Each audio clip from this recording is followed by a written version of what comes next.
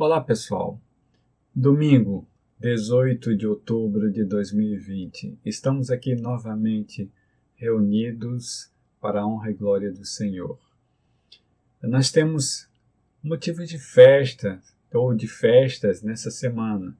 Nesta semana aniversaria Aniele no dia 20, Aninha no dia 21, Lídia, no dia 24, Gabriel Victor, e no dia 25, Marcelo Campos. A minha oração para vocês é que o Senhor coloque nos lábios de vocês sempre a palavra poderosa dEle, para que onde vocês forem, as suas palavras sejam palavras abençoadoras, de muito amor, misericórdia e graça. Parabéns, Aninha, Lídia, Gabriel e Marcelo. Nós continuamos caminhando, esperança, amor, fidelidade, discipulado, ou seja, disciplina, e queremos dar continuidade hoje, João capítulo 4, nos versos 1 a 8. Enquanto você abre a sua Bíblia, quero destacar que estamos vendo alguns encontros na vida de Jesus Cristo. Vimos o encontro dele com Zaqueu, com aquele jovem rico. Nas últimas semanas vimos a vivência no caminho. E nesse sentido, na semana passada, nós vimos sobre o que está no caminho tem um discurso condizente com a vida. E percebemos também que o amor é o prumo. Doar-se para dar acesso.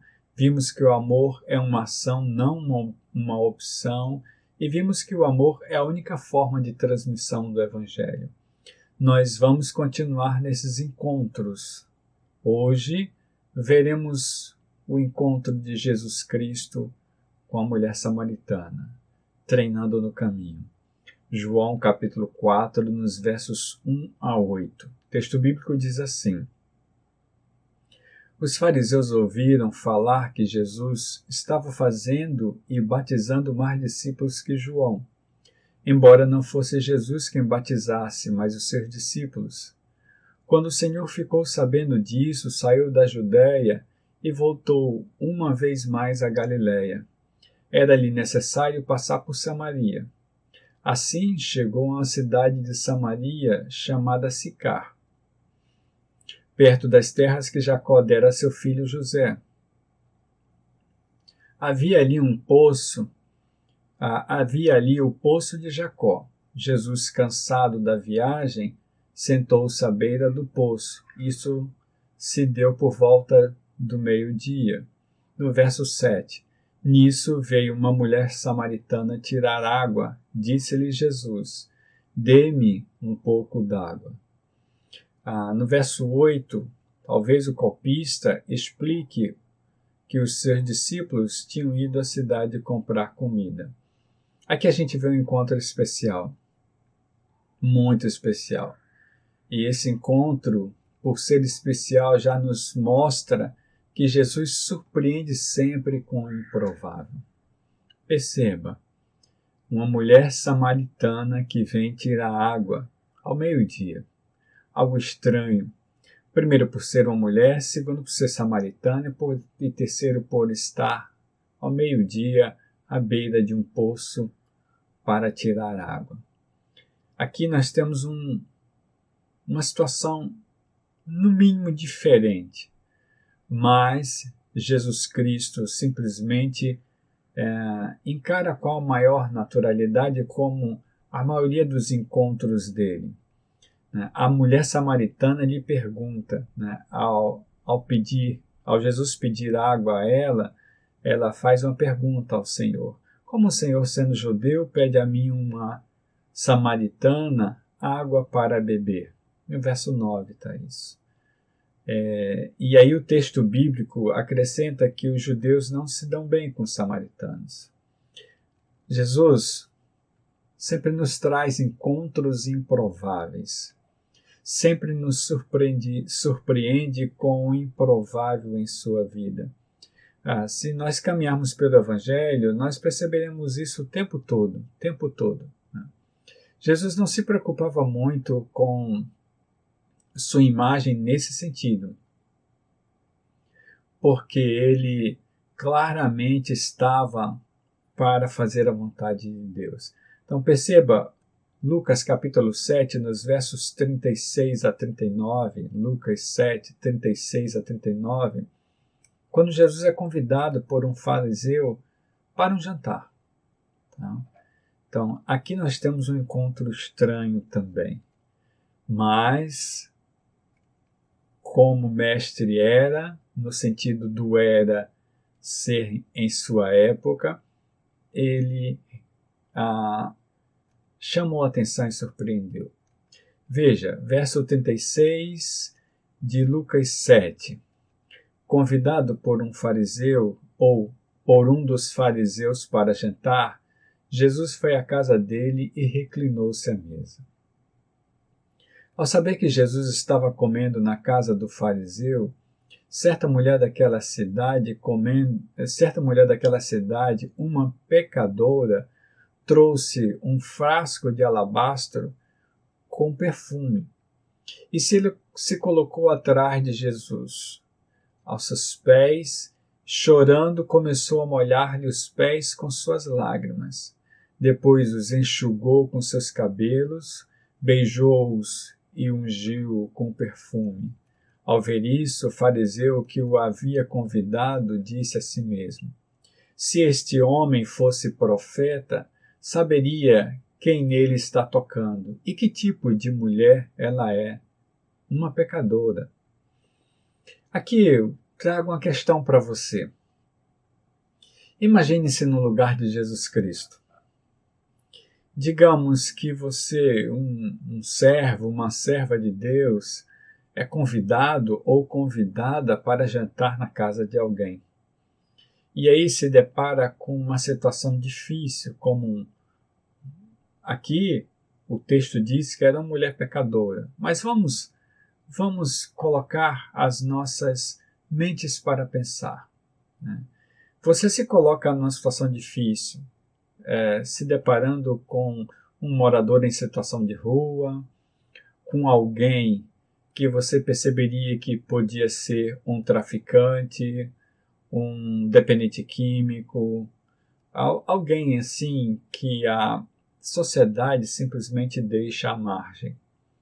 Uma prostituta. Aqui, como no texto fala, um pecador, uma pecadora, né? Como você reagiria diante dessa pessoa que seria dono da casa? Será que você pensaria, eu não posso fazer isso por causa do meu testemunho? Ou tenho que fugir da aparência do mal? Como você trataria essa pessoa? Mas Jesus Cristo surpreendeu. Ele deixou que aquela mulher pecadora o tocasse. O discurso, aliás, o diálogo, ele dá continuidade, e se você perceber, né, mais adiante, Jesus Cristo tem um diálogo com o dono da casa e mostra para ele por que se deixou ser tocado por aquela mulher. Lucas capítulo 7, no verso 14, a gente tem a história da morte do filho da viúva de Naim. Jesus Cristo vem com um grupo de discípulos grande, né, e se depara com outro grupo grande. Era um grupo que vinha nesse enterro.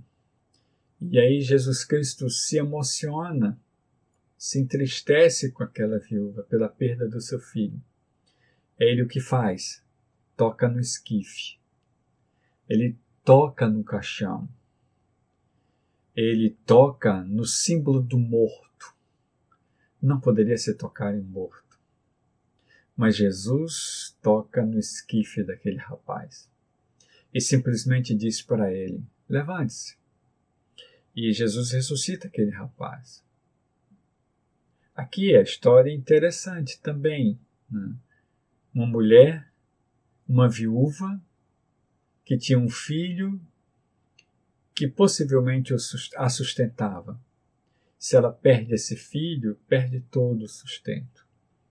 E Jesus restaura o filho dela para que ela continue vivendo conforme a vontade de Deus. Mas aqui, Jesus surpreendeu porque tocou o esquife. Ele toca o morto que não poderia pela lei ser tocado. Se tornaria pela lei Jesus impuro por causa disso. Na sequência de leitura, a gente percebe em todo o tempo no Novo Testamento Jesus tomando atitudes surpreendentes aos judeus. Algo escandaloso como Zaqueu, desce daí, hoje eu vou passar a noite na tua casa.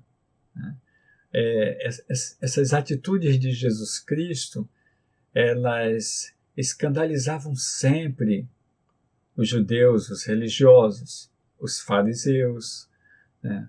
E nesse sentido, fica para nós pensarmos, porque ele não pensava em seu testemunho, né? Em fuga da aparência do mal. O objetivo dele era olhar o sofrimento do outro. Veja capítulo 2 de Marcos, nos versos 15 e 16. Marcos 2, 15 e 16. Durante uma refeição na casa de Levi, muitos publicanos e pecadores estavam comendo com Jesus e seus discípulos, pois havia muitos que o seguiam. Quando os mestres da lei, que eram fariseus, ouviram comendo com os pecadores e publicanos, perguntaram aos discípulos de Jesus: por que ele come com publicanos e pecadores? Mais uma vez eu vou chamar sua atenção para que você tente se imaginar. E aqui, quem era Levi? Depois se tornou Mateus, o discípulo de Cristo. Levi era um cobrador de impostos. Eu tenho falado sobre esse texto. Jesus entra na fila dos pagadores de impostos, e simplesmente chega à frente da coletoria, olha para Levi e diz: segue-me. Ele olhou com um olhar diferente para um cobrador de impostos, um publicano. Prontamente Levi deixa a coletoria e o segue. À noite, Levi prepara um jantar para Jesus Cristo. E ali estão todos os seus amigos e Jesus Cristo com eles. Por atitudes assim, Jesus era chamado de comilão e beberrão. Era famoso por estar sempre com os pecadores, com os publicanos. Imagina aí você. Se você encontrasse Jesus naquela época, o que você pensaria dele? Todas essas perguntas eu estou falando ou estou fazendo para você porque logo mais à noite trarei pensamentos continuados sobre esse texto numa confrontação para nós. Então, nesse sentido, eu entendo que Jesus Cristo sempre surpreendia, sempre. Ele continua surpreendendo. Os olhos dele continuam sendo para os mais necessitados, independente de quem seja o mais necessitado. Veja que no caso do Zaqueu, muito dinheiro, ele estava lá da mesma forma que estava para o cego, para o aleijado, para outros que ele encontrou no caminho. Agora, eu entendo claramente que, além de ser surpreendente e improvável, a sua mensagem é sempre rápida e certeira. Com Jesus Cristo não tem meios termos. Ele não traz uma fala travestida. Ele é sempre direto. Até nas figuras de linguagem que ele usava, mais como a parábola muito usada na época, ele traz uma fala certeira, porque ele está sempre explicando a parábola. Ele traz a história, que é uma história corriqueira do dia a dia, para exemplificar figuras espirituais.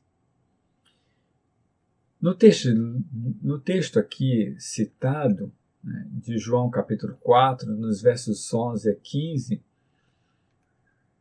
Jesus, falando da água ainda, ele diz assim: se você conhecesse o dom de Deus e quem está pedindo água, você lhe teria pedido e dele receberia água viva. Disse a mulher a Jesus: o Senhor não tem com que tirar água e o poço é fundo? Onde pode conseguir essa água viva? Acaso o Senhor é maior do que o nosso pai Jacó, que nos deu o poço do qual ele mesmo bebeu, bem como seus filhos e o seu gado? E quero chamar sua atenção para o verso 13. Jesus respondeu: quem beber desta água terá sede outra vez, mas quem beber da água que eu lhe der, nunca mais terá sede. Ao contrário, a água que eu lhe der se tornará nele uma fonte de água viva a jorrar para a vida eterna. Jesus está falando do Espírito Santo. No verso 15, a mulher lhe disse: Senhor, dê-me dessa água para que eu não tenha mais sede, nem precise voltar aqui para tirar água. E veja como Jesus se apresenta aqui. Ele não traveste mensagem. Ele é rápido e certeiro. Ele se apresenta como a água da vida. Ele se apresenta como a salvação.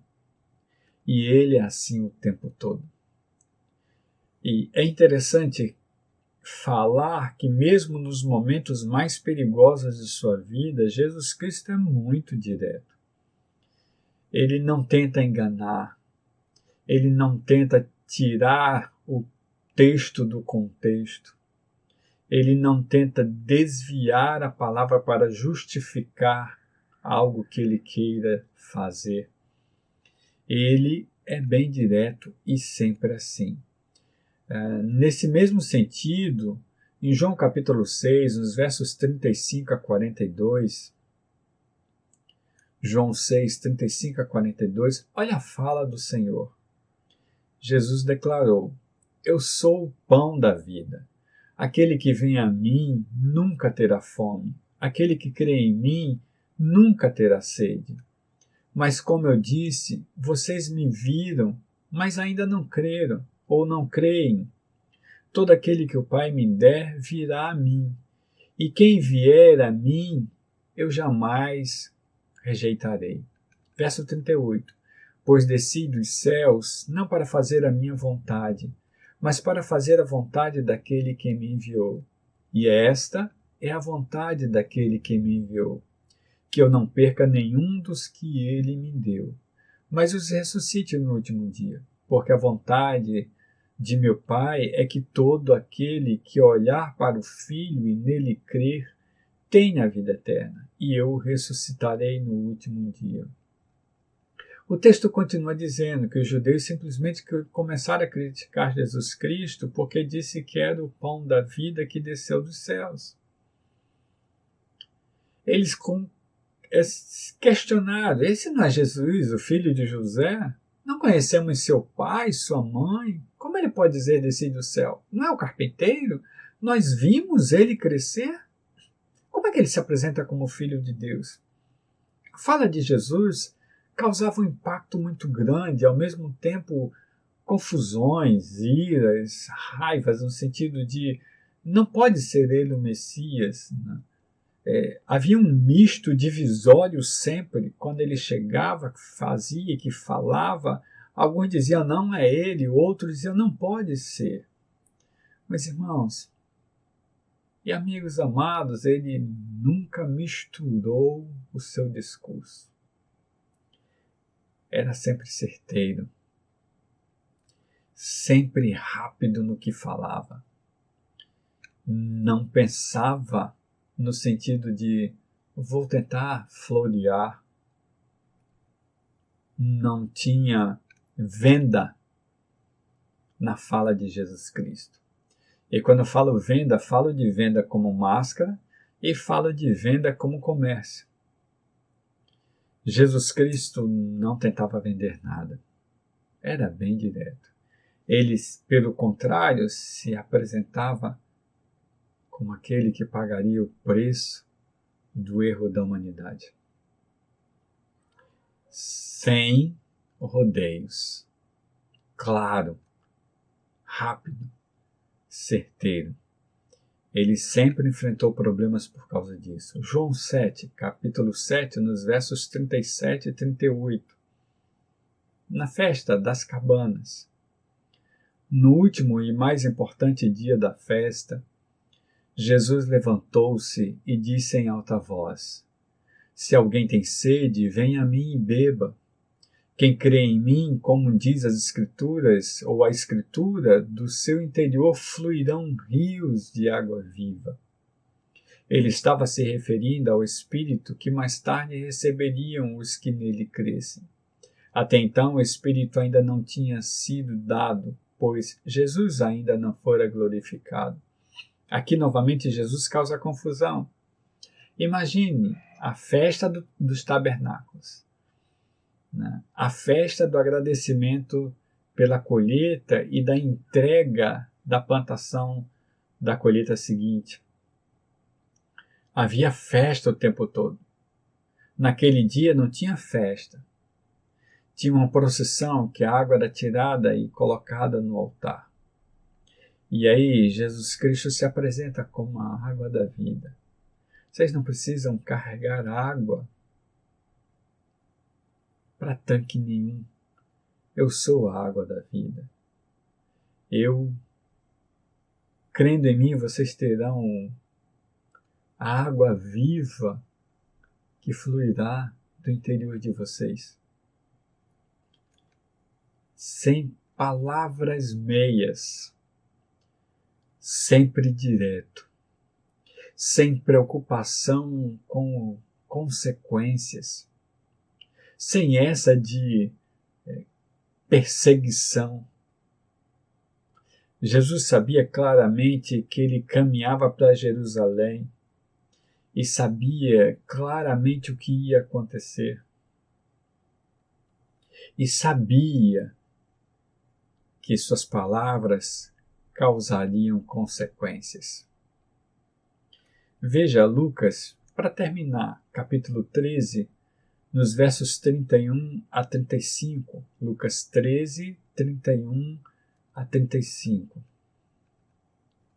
Naquela mesma hora, alguns fariseus aproximaram-se de Jesus e disseram: Saia e vá embora daqui, pois Herodes quer matá-lo. Ele respondeu: Vão dizer àquela raposa: expulsarei demônios e curarei o povo hoje e amanhã, e no terceiro dia estarei pronto. Mas preciso prosseguir hoje, amanhã e depois de manhã, pois certamente nenhum profeta deve morrer fora de Jerusalém. Ele conhecia as profecias. É a astúcia de Herodes, né, que trazia como imagem a raposa, não ia pará-lo. Aliás, a astúcia de Herodes não iria pará-lo. E aí ele fala sobre Jerusalém no verso 34. Jerusalém, Jerusalém, você que mata os profetas e apedreja os que são enviados a você. Quantas vezes eu quis reunir os seus filhos, como a galinha reúne os seus pintinhos debaixo das suas asas. Mas vocês não quiseram. Eis que a casa de vocês ficará deserta. Eu digo que vocês não me verão mais até que digam: bendito que vem em nome do Senhor. Nesse sentido, Jesus Cristo calcula claramente sua fala, suas consequências, aquilo que iria acontecer. Ele sabe os resultados de tudo isso. Sua mensagem sempre rápida, certeira, sem problemas, no sentido de sei o que estou fazendo. Nem Herodes, com a sua esperteza, com a sua astúcia, poderia deter Jesus Cristo. Aí a gente se a gente der continuidade, a gente vai perceber que o tempo todo será assim, ou foi assim, se a gente olhar para a leitura no passado. Diante de Pilatos, Jesus diz: você está dizendo que eu sou o rei. Meu reino não é daqui. E Jesus assume claramente isso. Todos os dias ele vinha falando para os discípulos e conduzindo bem a história. A minha fala nesse sentido, irmãos, vem para que entendamos que o Evangelho no caminho tem consequências. Ele simplesmente está diante dos mais necessitados. O Evangelho é para os mais necessitados e sempre surpreende. Sempre surpreende. Além da sua mensagem ser certeira e rápida. Aquela mulher percebeu isso. Né? Nós daremos continuidade logo mais à noite, às 17 horas, na nossa sede. Vamos falar sobre os confrontos de Jesus Cristo com aquela mulher, ou para aquela mulher. E vamos perceber como funciona a mensagem de Jesus, como ela funciona no nosso dia a dia. Porque quando eu tento travestir a palavra de Jesus em algo diferente, somente para que as pessoas ouçam falar no nome dele, quando eu tento fazer a política da boa vizinhança para tentar trazer a mensagem a alguém, eu não estou agindo como Jesus Cristo. E a minha oração é para que você tenha essa consciência, para a honra e glória do Senhor. Vamos orar? Deus, eu quero engrandecer o teu nome, quero te adorar e quero dizer o quanto te amamos, Senhor. A minha oração nesse momento é que o teu Espírito esteja trabalhando com cada um de nós para a tua honra e glória. Exatamente quando nós caminhamos para o final do mês, e o mês de novembro é um mês importante no país, por causa das eleições que enfrentaremos. E a minha oração é para que o teu povo vote com consciência, Senhor, que não seja enganado por pessoas que de repente não têm o intuito de fazer a tua vontade. A minha oração é que entendamos que nesses momentos tão importantes nós precisamos perceber que o Evangelho está para os mais necessitados, que o Evangelho sempre surpreende nesse sentido e que o Evangelho traz uma mensagem rápida e certeira, sem muitos enganos. Aliás, sem enganos, sempre para a tua honra e glória, Senhor, porque a nossa oração é para que o povo de Deus entenda o seu papel aqui na terra. Claramente entendo que o mundo jaz no maligno, mas o teu povo, Senhor, precisa entender que perece